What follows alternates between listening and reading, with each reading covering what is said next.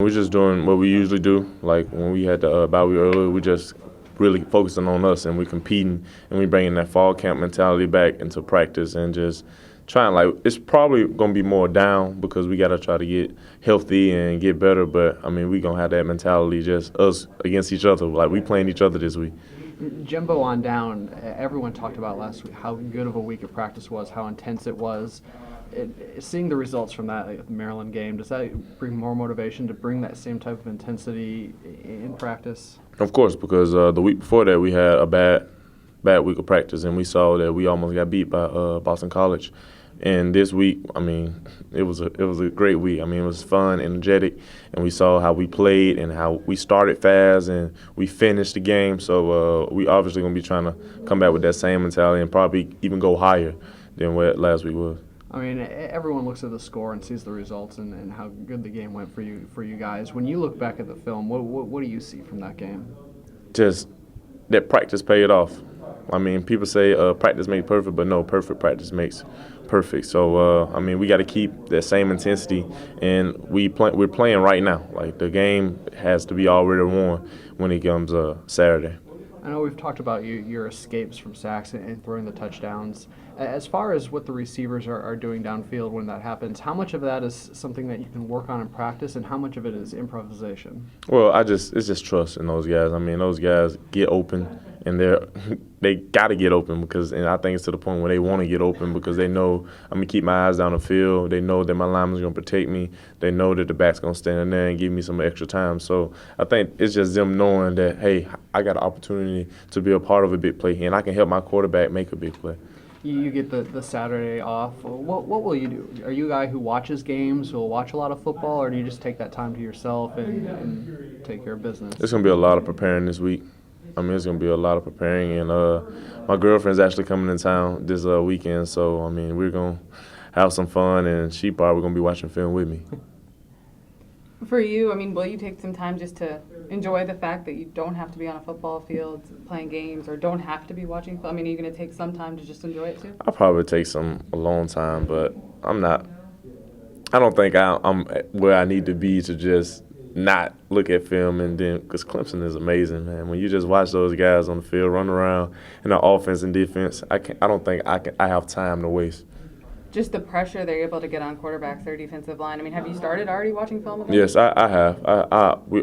I mean, if you haven't, I mean, you're not ready to play this game. So, and I know a lot of our guys, I mean, we're ready for this game. We think that we know we have to be probably over-prepared for this game because we don't know what's going to hit us.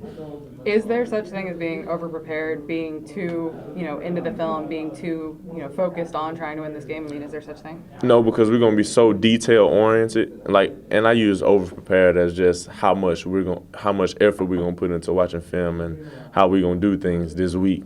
So, I mean, we're going to be ready to play. Can you see when you're able to, get out of a sack, avoid a sack?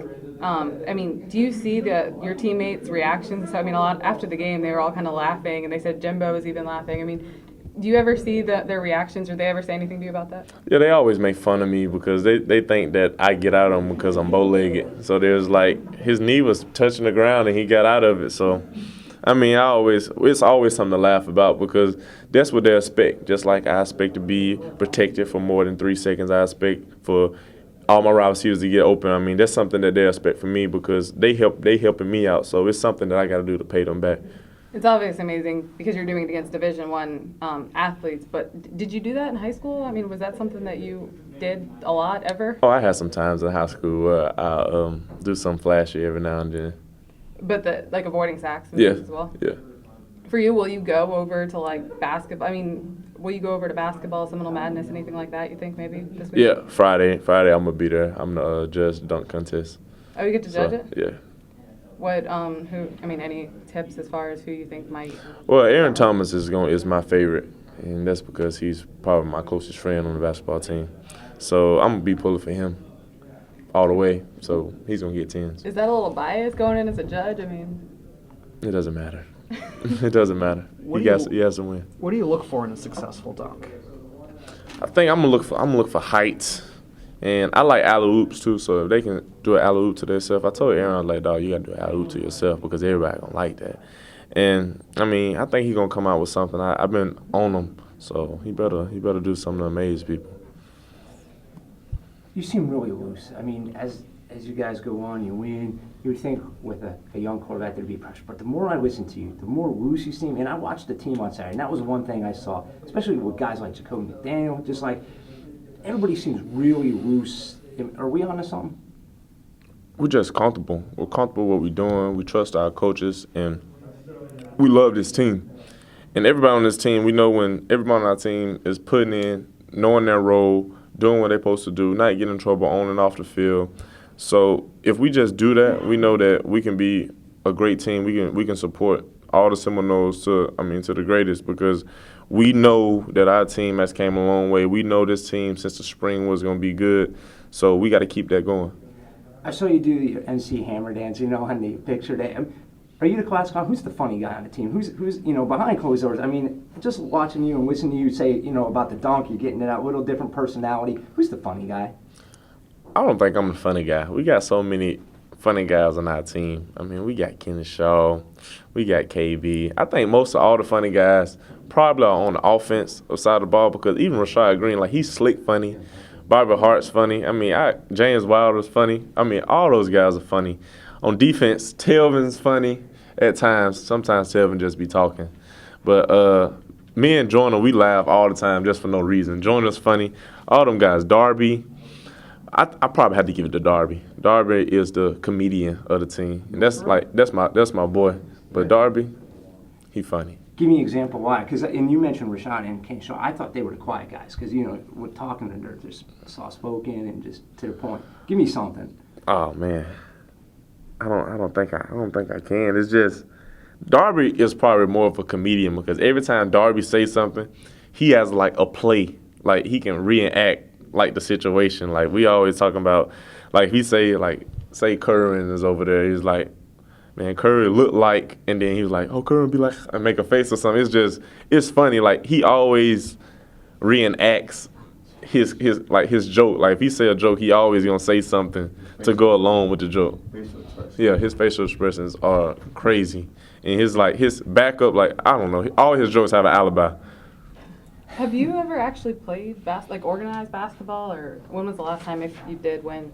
I played basketball all my life until I got to high school, because I just wanted to play football and baseball, because my dad was a basketball player and I didn't want to play it. Were you pretty good? I mean, I was pretty good.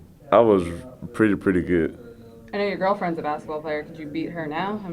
I mean, she knows who's better. Like, I'm not gonna say that I'm better than her, but she knows that she can get it anytime, and I will dunk on her. I would not let her score. She knows. What position did you play? I played everything. I played like the three, but during tough games I used to play point guard. You know what I'm saying? But like, we had a lot of athletes, so I thought I was the most athletic on the team at that time, but I played everything. Have you ever tried a sport that you haven't succeeded at?